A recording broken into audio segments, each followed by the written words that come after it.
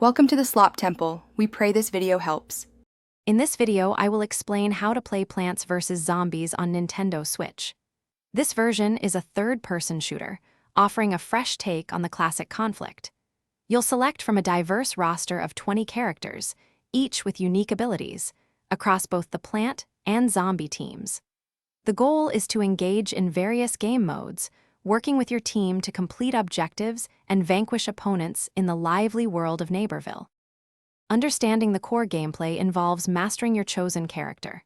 Every plant and zombie has unique attacks and special abilities, like the pea shooter's Gatling or the foot soldier's ZPG.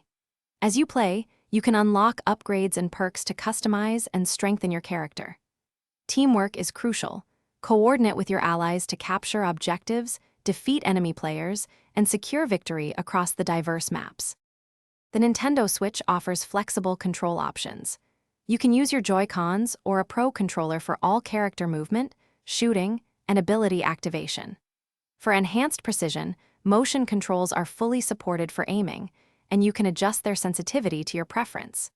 Additionally, the game features intuitive touchscreen menus, allowing you to easily navigate the user interface and zoom in on maps with a simple tap. Plants vs. Zombies. Battle for Neighborville offers many ways to play. You can enjoy single-player adventures in PvE free-roam regions and private play, even without an internet connection. For competitive action, dive into online multiplayer modes like the objective-based turf takeover or the classic team vanquish. As you play, you'll earn coins and prize bulbs, which can be spent to unlock fun cosmetic items and powerful character upgrades, enhancing your experience. Thanks for watching. Consider subscribing if we helped you.